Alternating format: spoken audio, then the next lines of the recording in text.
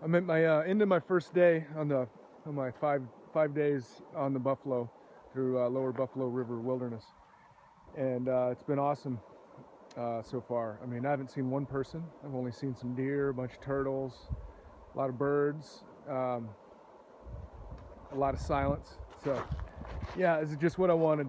Water's warming up. I'm getting ready to go swimming. I've already caught 3 smallmouth bass without even really trying. This is what it takes. This is awesome stuff here. Found a campsite. It's right next to some rapids, so I really wanted to sleep next to that because it's got therapeutic qualities for sleeping for me. And that white noise, and also at the base of the rapids, there's awesome fishing, and I can go swimming here. So, all right. Well, that's day 1 of the Buffalo, and I'll show you the campsite here. There's the rapids. Kind of got nailed a little bit going through there. Bumped a rock, but I made it. The hardest part was Clabber Creek. There's a kind of a rock field and rapids and stuff like that there that's notorious for basically flipping people over is about 30 minutes into their trip, which generally lasts 2 or 3 days at the minimum or something. So people generally got a lot of gear and then they lose it right off the bat, and it's a huge bummer. I don't know how people handle it, but I don't know. I walked around and studied it, and then I just said screw it, and I just did it, and it was a little scary, but I stayed afloat and everything. So had all my shit tied into the canoe just in case, and I don't know, but I just nailed a couple rocks, and it just wanted to push sideways all the time. But it wasn't that big of a deal, but it's a bad time in the trip to get nailed and lose all your stuff is about 15 minutes into the trip. So, oh well. It's the adventure. It just started, and I'm loving it. Okay, camping on the Buffalo using my BioLite stove for the first time.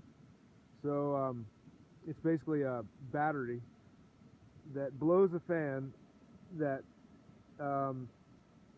makes the fire much more intense, and the heat then recharges the battery, and then there's a USB port, so it's basically can keep your devices charged when you're out in the boonies. And you also don't need any kind of fuel, because that flame right there with a few wood chips and twigs is definitely hot enough to boil some serious water or whatever you need. Hey, update on into the second day.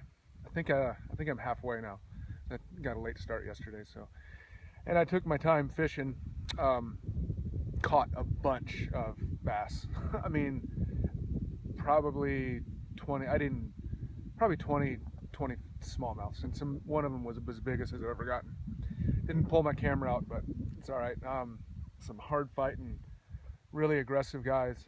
I think this late in the summer, I didn't think they were as active and they were shyer, but I guess it's fall now. But I think that this area just is fished so little that it's some spectacular smallmouth fishing.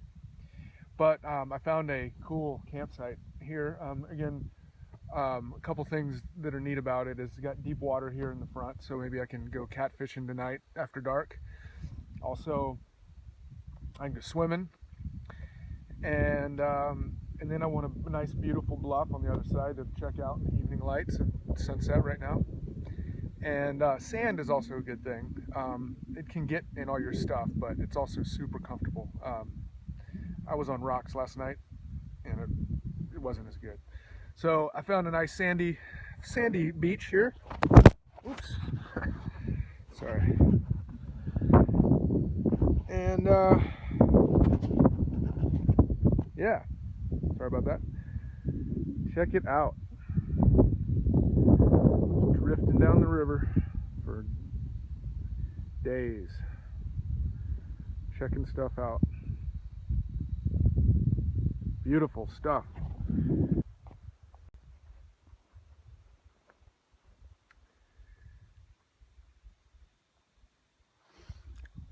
Just wanted to do one more update. I just got done snorkeling, which was, not something that I kind of thought that I was going to be doing down here.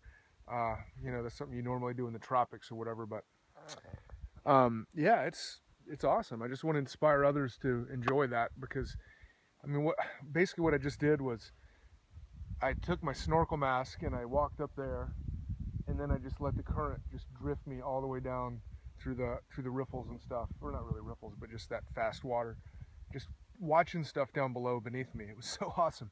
I mean, and I went all the way down to that bluff down there, and then crossed over, and then where it was slack, I came back up and just did a circle.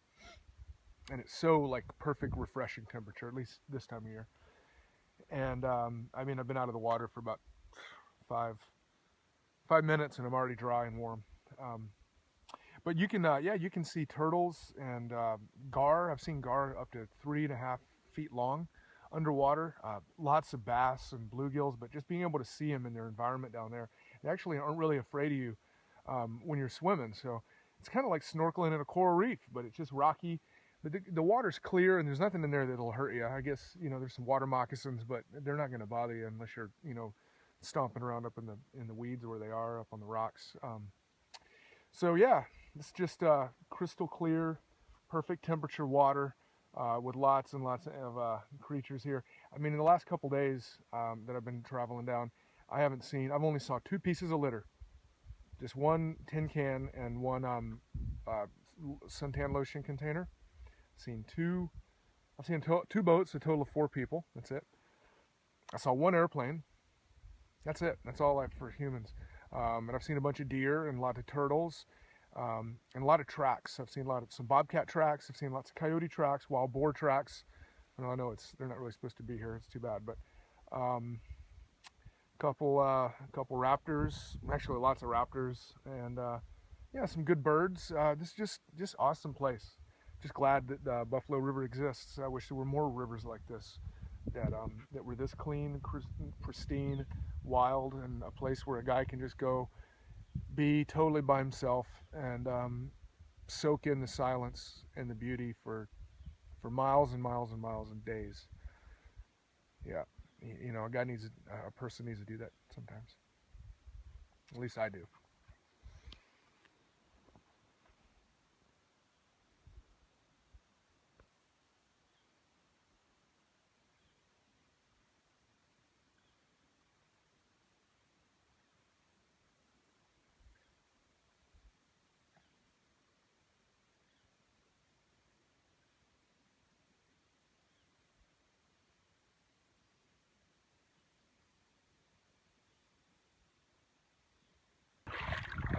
Got a big old smallmouth here. It's a little hard to. Look at that. Sweet. That's what she's all about right there.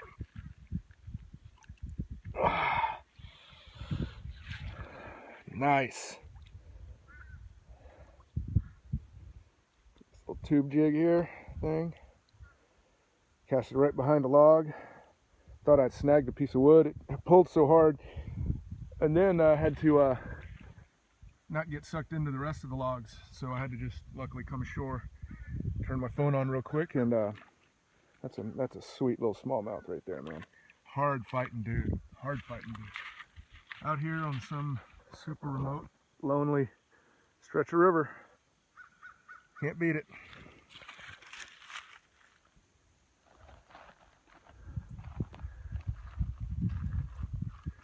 She's really amazing. Just keep going and going and going and going. So the clouds are coming in a little more, and the wind is really windy. But it's not supposed to rain. But that definitely would be a scary thing if we were to get some kind of one of these storms where it's you get 8 inches one night or something like that. This river gets super rugged and burly. And once you're in here, you just, you can either wait till it drops or continue on in fast water, and it'll be a quick trip, but it's definitely a little more risky with sweepers and things like that. But I think I'll get lucky. Enjoying it so far. It's just awesome.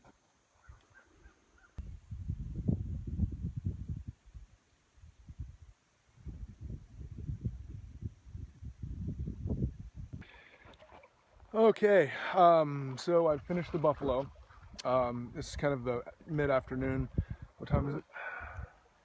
Of my fourth day, and yeah, so I've come out into the white. I've been a little nervous about this meeting the White River thing, and it started out kind of scary because the current's blazing compared to the buffalo, and there's a lot of water. The first thing it wants to do is pull you right into that mangle of sweepers and stuff, log jam sort of thing. So I just went ahead and forced my way across the river just to take a breath and walked downriver a little bit and looked at it, and it looks big and deep and swift, but I don't know. I just not being able to steer as well as I kind of want to with this canoe. I think it's more of a lake canoe or something. It's kind of not shaped perfectly, but this is what it is at this point. I'll learn. Hopefully it'll be fun like everybody says, and I'll just kind of ride on down and I won't get sucked into a sweeper. So it'll be okay. Oh, well, good. I think it's just gonna ride on down. Okay. Okay, a little update. Yeah, I'm on the white. This is the most stress-free part of the trip, actually. This is pretty optimal. Just floating. The only thing is that there's a lot of other people because I'm used to the silence out there of the wilderness. But yeah, this water is just, it's clear and slow, but just fast enough to carry me right on down without any effort whatsoever. In the very beginning, there was like shallow and there was channels and some riffles, and I was like, oh man, but it was, you know, it was okay. And then but now it's just like dream ride right here. I'm gonna float all the way to Ship's Ferry. Probably be sorry when it's over. Even got a fly dragging a fly behind me. Okay, well, it's all good. It's all good.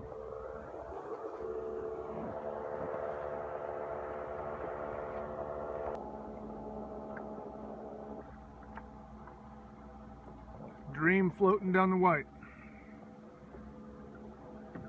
Beautiful river. Look at that water. Yeah, it's a piece of cake. I'm gonna come out and do this more often. Okay. Well, that's it. My truck was at Ship's Ferry because I had Wild Bill's Outfitters ferry my car for me, and I made sure I had extra keys in case I lost everything, and somehow still made it here. And here we are, and it's done. What an awesome trip. But I gotta say, I'm not too sad it's over. It was a lot of miles on the river, but I will say that floating down the white was super mellow, super chilled, and beautiful stretch of river. Okay, here we go.